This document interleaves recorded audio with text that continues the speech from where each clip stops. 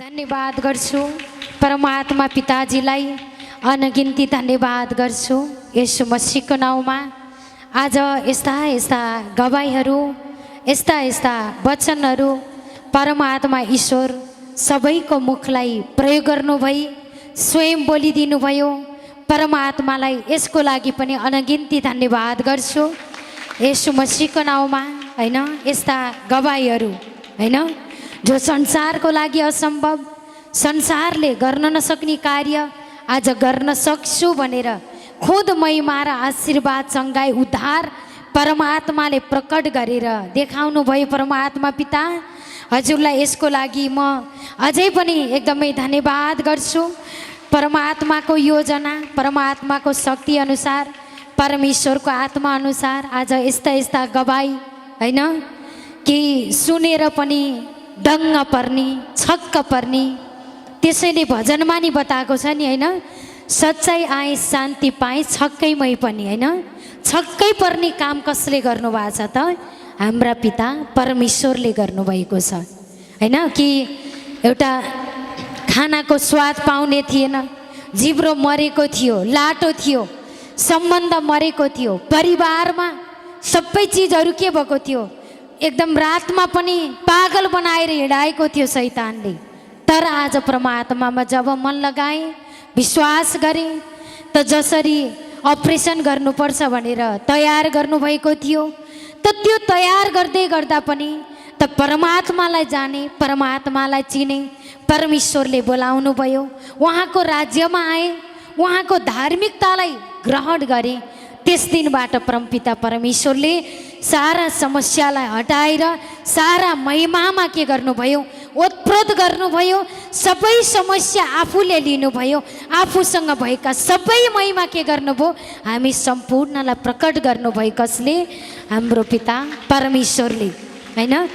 त्यसै गरी बताउनु भयो, महिमा गर्दा गर्दै मरिसकेको थियो, त सास कसले दिनुभयो त? गर्भमा परमेश्वरले, गर्भमा दिने ईश्वरले अब पनि त दिन सक्नुहुन्छ भन्ने वचन खाएका थियौँ। त्यो वचनलाई प्र्याक्टिकल गऱ्यौँ, प्रमाणित गरेर देखाउनु भयो। मरिसकेको लासलाई पनि परमेश्वरले आधी घन्टाको बिचमा जीवित बनाएर खडा गराउनु भयो। कसले? परमेश्वर पिताजीले। यसैले त भनिन्छ ईश्वरका वचन जीवित अनि क्रियाशील हुन्छ। क्रियाशीलको अर्थ के त? काम गर्नेवाला। कसको वचन त? परमेश्वरको मुखबाट निस्केको वचन जीवित अनि क्रियाशील हुन्छ। कुनै पनि दुई धारे तरबार भन्दा पनि अरू धारिलो हुन्छ। समस्या जताबाट आउँछ त्यतैबाट च्वाट च्वाट काटेर फालेर हामीलाई महिमित, हिम्मतिलो, साहसिलो, प्रेरणाको योग्य, सामर्थ्य बनाउनु भएको छ। कसले त? एकमात्र सृष्टिको स्रोत परमपिता परम ईश्वरले हैन। त्यसैले ईश्वरको वचन जीवित अनि क्रियाशील छ। जीवित भनेको जिउँदो गराउनेवाला, सम्बन्ध मरेको सम्बन्धलाई पनि जिउँदो बनाउने, मरेको आय स्रोतलाई पनि जिउँदो गराउने, मरेका नसा हड्डीलाई पनि जिउँदो गराउने, मरेका आनी बानीलाई पनि जीवित गराउने हैन। फोहोर मनलाई पनि शुद्ध बनाउने, जीवित वचनको जीवित काम, जीवित ईश्वर, जीवित वचन र जीवित काम गरेर देखाउनु भयो। कसले त? हाम्रा पिता परमेश्वरले। धन्यवाद ईश्वर येशू मसीहको नाउँमा। परमात्माको योजना जसरी म हाम्रो प्रकाश सर हजुरलाई देखेर पनि उत्साहित हुन्छु हैन। कि गाडी चलाएर लिएर हिँडेको करेन्ट सर्ट भएर गाडी जलिसकेछ, जलिरहेको रहेछ। सबैले सोच्नु भएछ ड्राइभर पनि मरिसक्यो होला। तर ईश्वर परमात्मा जान्नुहुन्छ, उहाँलाई सकुशल ईश्वरले के गर्नुभयो? महिमित पार्नुभयो हैन। समस्यालाई चाहिँ जलाउनु भयो, उहाँलाई सकुशल परमेश्वरले के गर्नुभयो? उद्धार गर्नुभयो त्यही गाडीको बिचबाट। त्यस्तै आज यस्तो यस्तो महिमा हेर्दा साधारण तर असाधारण कार्य कसले गर्नुभयो? परमेश्वर पिताजीले गर्नुभयो। जस्तै हाम्रो शान्ता म्याम हजुरले बताउनु भयो, बच्चाले खाना पकाएको डढाएर दिएको खाना देख्दाखेरि मैले मृत्युलाई रोजेको थिएँ, तर परमात्माको जीवित वचन आयो। जीवित वचन आएपछि जीवित हुने प्रेरणा मिल्यो कसको द्वारा? परमेश्वरको द्वारा। दुष्ट आत्माले यस्तो गरेको थियो, सबै ढोकाहरू बन्द गरेको थियो। हुने बेला सबै कुरा उसले गरेर देखाएको थियो, उसका सबै शक्तिहरू प्रकट गरेको थियो। तर परमात्मा त्यति लाटो हुनुहुन्न, त्यति कमजोर हुनुहुन्न। त्यसका शक्तिमा पनि महाशक्ति मिलाएर के गर्नुभयो? त्यसका शक्तिलाई तुच्छ पारेर उहाँको शक्तिलाई उच्च बनाएर आज त्यस्तो नसा हड्डी, मरेका नसा हड्डी, टुटेका नसा हड्डीलाई जीवित पारेर आज जीवित पार्नुभयो कसले? परमेश्वर पिताले। एउटा रोग थियो, अनगिन्ती समस्या थियो, हैन? दोस्रोवाला आत्माले के चाहन्छ भने सानो कुरा दिएर, हैन, सियो बनेर पसेर फाली बनेर निस्केको जस्तै तरिकाले कार्य गरेको थियो। तर परमात्मा धन्यवाद, त्यसका अनगिन्ती काम भए पनि एकै परमेश्वरले एउटै शब्दबाट भइसक्यो भनेपछि भइसकेको कार्य गरेर देखाउनु भयो कसले? हाम्रा पिता परमेश्वरले। हामी यस्तो ईश्वरलाई जानेको मान्छे, पागलपनालाई सुधार्ने ईश्वर। हिजोको दिनमा भन्ने गर्नुहुन्थ्यो पागल हुन्छ अरे त्यो पढ्यो भने, तर पागल त त्यो हुने रहेछ, दोस्रोवाला आत्मा पागल हुने रहेछ। परमेश्वरले आज के गर्नुभयो? पागल भएकालाई पनि उद्धार गरेर, जसले पागल हुन्छ भनेको, हैन, तर्काएको थियो, आज परमेश्वरले के गर्नुभयो? उद्धार गर्नुभयो, आनन्द दिनुभयो, शान्ति दिनुभयो, चङ्गाई दिनुभयो। मानिसले मनमा नकल्पेका, मनले नरचेका त्यस्ता त्यस्ता अद्भुत कार्य कसले गर्नुभयो त? परमेश्वरले गर्नुभयो। अघि म्याम हजुरले गवाई बताउनु भयो, मम्मीले भन्नुहुन्थ्यो तँलाई कति धेरै दुःख, तँलाई मात्र यति दुःख किन? हिजोको दिनमा तँलाई मात्र यति दुःख किन थियो भने आज तँलाई मात्र यति सुख किन? कसले बनाउनु भयो त? परमेश्वर पिताजीले गराउनु भयो, हैन? वचनलाई पक्रिनु भयो, वचनलाई लिनुभयो। त्यसैले त परमात्मा भन्नुहुन्छ वचनलाई आफूतिर ल्याऊ, वचनको भारीलाई बोक, तिम्रा भारीलाई के गर? धन्यवाद गरेर मलाई चढाइदेऊ। वचनको जुवा, वचनको भारी आफूसँग ल्याऊ, धन्यवाद गर, काम प्रकट भएको बोल, के चाहिएको छ पाइसकेको बोल, धन्यवाद गर, काम मैले त्यो शब्दबाट गरिसकेको छु, धन्यवाद ईश्वर येशू मसीहको नाममा। कसले गर्नुभयो त यो महिमा? परमपिता परमेश्वरले गर्नुभयो। यस्ता अद्भुत चिन्ह, चमत्कार, महिमा, हैन, आशीर्वाद केबाट आयो त? शब्दबाट। यहाँ न मेडिसिन चलाएको छ, न कुनै सुई दिएको छ, न कुनै इन्जेक्सन युज गरेको छ, हैन? त परमात्माको योजना, जस्तै हाम्रो दाइ हजुर अगाडि बस्नु भएको छ, आँखा बन्द थियो, बाहिर गएर पनि उपाय छैन भनेको थियो, वचनमा आउनुभयो, मन दिनुभयो, विश्वास गर्नुभयो, शब्दलाई टिपेर हृदयमा राख्नुभयो। परमेश्वरले के गर्नुभयो? त्यही आँखामा ज्योति दिएर आज संसार देख्ने योग्य गराउनु भयो कसले त? हाम्रो पिता परमेश्वरले। अनि हामीले यस्तो ईश्वरलाई तौलिने, कहिले कहिले मन लाए आउने, मन नलाए नआउने, मन लाए ईश्वर भन्ने, मन नलाए विरोध गर्दै पनि हिँड्ने, हैन? त जुटिरहेको मानिसलाई पनि मन भाँच्न खोज्ने, तर्काउन खोज्ने यो कार्य कसले गर्छ? शैतानले गर्छ। शैतान आत्मा उहाँको हृदयमा घुसेर गर्छ। तर ईश्वर परमात्मा तौलिने, तुलना गर्ने र हल्कामा सोच्ने ईश्वर होइन। ईश्वर परमात्मालाई जसले मनदेखि बुझ्नुहुन्छ उसलाई मनदेखि आशिष, चङ्गाई, उद्धार परमेश्वर पिताले दिइसक्नु भएको हुन्छ, भइसकेको हुन्छ। यो जीवन पाएको हामीले, हैन? यो उद्धार पाएको हामीले, यस्तो ईश्वर जानेको हामीले, यस्तो परमात्माको महिमा गरेको हामीले, जय जयकार गरेको हामीले। परमात्मा ढाँट्नुहुन्न, कारण उहाँ मनुष्य हुनुहुन्न। परमात्माले त्याग्नुहुन्न, कारण उहाँ कुनै मनुष्यको पुत्र हुनुहुन्न। परमेश्वर त जगतको सृष्टिको मालिक हुनुहुन्छ, उहाँ हाम्रो जीवनको मालिक हुनुहुन्छ। हामी बिरुवा हौँ, हाम्रो लागि मलजल गरेर हामीलाई उद्धार र चङ्गाई कसले गर्नुभएको छ? हाम्रो पिता परमेश्वरले गर्नुभएको छ। माली बिनाको बगैँचा उजाड हुन्छ। हिजोको दिन हाम्रो त्यस्तै थियो, उजाडिएको थियो। कति नचाहिदो मासु बनेर काम गरेको छ, कति क्यान्सर बनेर काम गरेको छ, कति परिवारमा अशान्ति बनेर काम गरेको छ, कतै नसा बिगारेछ, कतै आय स्रोत बिगारेको छ, कतै राम्रो सम्बन्धलाई बिगारेको छ। यो सबै बिगार्ने तत्त्वलाई एकै शब्दबाट हट भनेर चट पार्न सक्ने परमेश्वरको यो सामर्थ, यो अधिकार हामी सबैलाई दिनुभयो परमात्माले।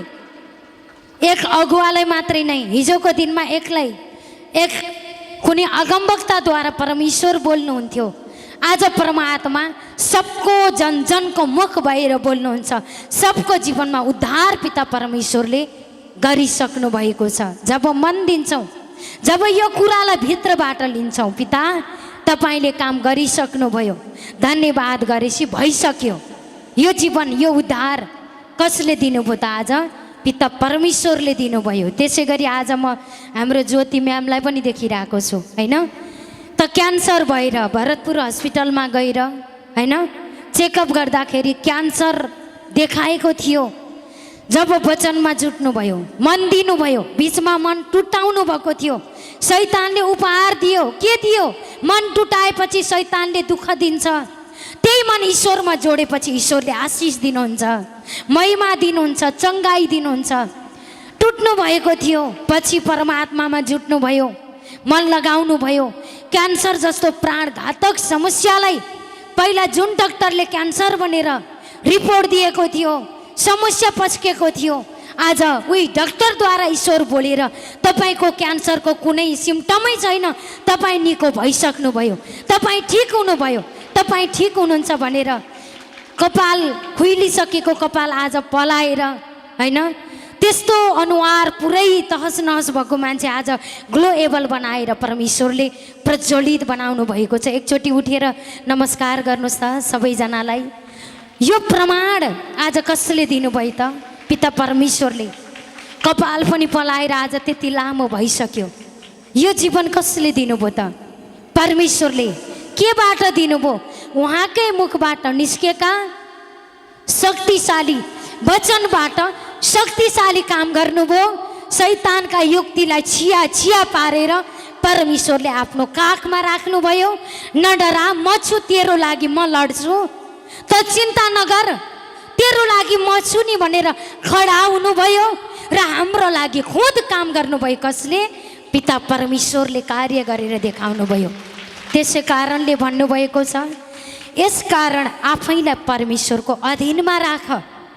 यो महिमा पाउनको लागि, यस्ता आनन्दको जीवन पाउनको लागि, यस्तो उद्धार पाउनको लागि, यस्तो शान्ति पाउनको लागि, यस्तो चङ्गाई पाउनको लागि, यस्तो सुख पाउनको लागि, यस कारण आफैलाई परमेश्वरको अधीनमा राख। परमेश्वरको अधीनमा जब बस्छौँ तब समस्याबाट छुटकारा पाउँछौँ। जब समस्याको अधीनमा रहन्छौँ तब समस्याले हामीलाई अरू भारी बनेर खिचेर थिचेर मुन्टो उठाउनै नसक्ने बनाएको हुन्थ्यो। आज ती बोझहरूलाई, ती गरुङको भारीलाई आफूले लिएर हल्का वचनले हामीलाई के गर्नुभयो? हल्का जीवन दिनुभयो। परमात्मा पिता धन्यवाद गर्छु येशू मसीहको नाउँमा होइन। त्यसैले भन्नुभएको छ, यसकारण आफैलाई परमेश्वरको अधीनमा राख, दियाबलसको विरोध गर। गवाई भन्नु भनेको दियाबलसको भनेको समस्याको र समस्या ल्याउनुको विरोध गर्नु हो। जति विरोध गर्नुहुन्छ परमात्मा भन्नुहुन्छ दियाबलसको विरोध गर र त्यो तिमीहरूबाट भाग्नेछ। अलिअलि काहीँ काहीँ यसो अल्झिएर बसेको भए पनि येशू मसीहमा म ठिक भइसकेँ भनेर घोषणा गर्नुभयो नि। अलिअलि अल्झिएर बसेका कुनाकानीमा भएका ती समस्याहरू पनि के हुन्छ? विरोध गरेपछि भाग्छ। परमेश्वरको जति महिमा गर्नुहुन्छ त्यति शैतानको विरोध हुन्छ। जति परमेश्वरको भजन गाउनुहुन्छ त्यति शैतानको विरोध हुन्छ। जति वचन गर्नुहुन्छ त्यति शैतानको विरोध हुन्छ। विरोध गर्नलाई हामीले अरू भन्नै पर्दैन। पिता परमेश्वर धन्यवाद गर्छु येशू मसीहको नाउँमा, तपाईँले मलाई पुरा निको पारिसक्नुभयो। पूर्णताको आत्मा, सामर्थ्य आत्मा, शक्तिशाली आत्मा हैन, सिद्धताको आत्माबाट सिद्धताको कार्य गरिसक्नुभयो परमात्मा, धन्यवाद गर्छु भनेपछि सिद्धताको कार्य कसले गर्नुभयो त? हाम्रा पिता परमेश्वरले गरिसक्नुभयो, भइसक्यो। बाँकी नराख्नुस्। सृष्टिको स्रोतलाई पनि शङ्का गर्यौँ भने उद्धार कहाँ गएर पाउला? जसले रचेको आमाको गर्भमा, जसले रचेको जगत, जसले रचेको घामको तापक्रम, जसले रचेको घाम, जसले रचेको जुन, जसले रचेको आकाश, जसले रचेको जमिन, जसले फुटाएका मूलका के अरे पानीका मूलहरू, जसरी पानीको मूल कसले फुटाएको त? कसले निकालेको त? एकमात्र सृष्टिको स्रोत परमेश्वरले गर्नुभयो भनेपछि अरू काम किन गर्न सक्नुहुन्न र? उहाँको लागि के गाह्रो छ र? यस्तो ईश्वरमा पनि शङ्का गऱ्यौँ, मन कमजोर गऱ्यौँ, खोइ यसरी त के होला र भन्ने मन गऱ्यौँ भने उद्धार कहाँ गएर पाउला? हाम्रो लागि उद्धार त एकमात्र ईश्वरमा मात्रै सम्भव छ। अब यो सम्भव कुरालाई ट्याप्प टिप्नुभयो, हृदयमा राख्नुभयो, धन्यवाद गर्नुभयो, काम प्रकट हुन सुरु गरिसकेको छ।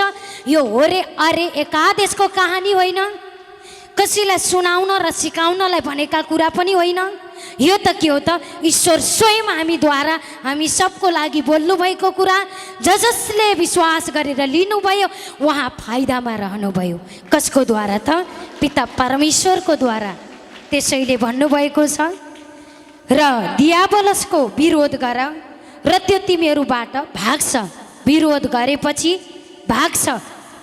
परमात्माको महिमा गरेपछि अरू चिन्ता गर्नै पर्दैन, डराउनै पर्दैन।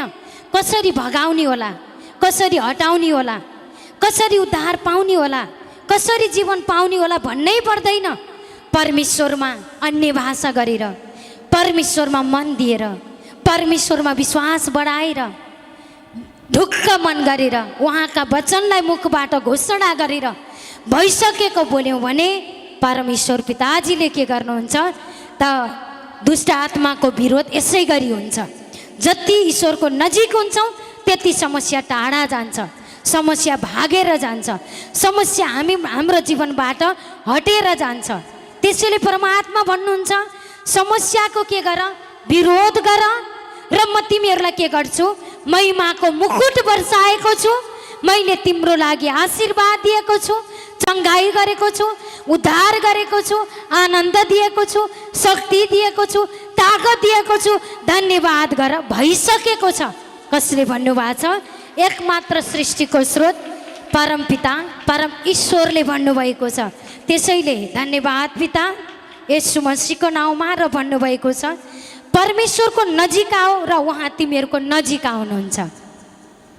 आज बाधा व्यवधानको विरोधमा या बाधा व्यवधानको बावजुद पनि परमेश्वरमा जुट्नुपर्छ भन्ने मन बनाउनु भयो, मन दिनुभयो ईश्वरलाई। त आज यस्ता यस्ता गवाई, यस्ता यस्ता वचन खान पायौँ। हालतलाई हेरेर घरै बसेको भए यो महिमा पाइन्थ्यो त? पाइने थिएन। त्यसैले परमात्मा भन्नुहुन्छ मेरो नजिक आऊ अनि म तिम्रो नजिक आउँछु। परमात्माको नजिक आएका छौँ। परमात्मा हाम्रो नजिक हुनुहुन्छ, हाम्रो हृदयमा हुनुहुन्छ, हाम्रो आत्मामा हुनुहुन्छ। र उद्धारको शब्द पनि परमेश्वर भन्नुहुन्छ तिम्रो मुखमा छ, तिम्रो हृदयमा छ। मुखबाट भइसकेको बोल हुन सुरु गरिसकेको छ। कसैले भन्नुभएको छ शक्तिशाली एकमात्र सृष्टिको स्रोत परमेश्वर पिताजीले भन्नुभएको छ, हैन? त्यसैले परमात्मा धन्यवाद गर्छु येशू मसीहको नाउँमा। र भन्नुभएको छ पापी हो तिमीहरूको हात चोखो पार, हातलाई चोखो पार। यसको मतलब के त? गलत कामको लागि कुनै पनि समय नखर्च। सधैँ के गर? मेरो महिमाको लागि, मेरो वचनको लागि तत्पर बस। र भन्नुभएको छ दोमनका मानिस हो तिमीहरूको हृदयलाई शुद्ध पार। पार भनेर वचन दिनुभयो। शुद्ध ईश्वर आफैले पारिसक्नुभयो। कहिले कहिले मन फोहोर भयो, मनमा नचाहिँदा कुराहरू खेले, मनमा नचाहिँदा सोचहरू आए भने पिता तपाईँले मेरो मनलाई शुद्ध पार्नुहोस् र तपाईँको काम गरेर देखाउनुहोस् भनेर परमेश्वरलाई हामीले हाम्रो हृदयमा इन्ट्री गराउँछौँ, हृदयमा स्वागत गर्छौँ ईश्वरलाई। त परमेश्वरले के गर्नुहुन्छ, समस्यालाई कुटेर समस्यालाई फालेर महिमित पिता परमेश्वरले बनाइसक्नु भएको छ भन्दै धन्यवाद गर्छु पिता। येशू मसीहको नाउँमा परमात्माका वचनले सबैको दिलमा, सबैको दिमागमा, घरमा, परिवारमा, अन्न अनाजमा, बिजनेस व्यापारमा, सबै क्षेत्रमा आशीर्वाद दिइसक्नुभयो। धन्यवाद गर्छु पिता परमेश्वर, येशू मसीहको नाउँमा।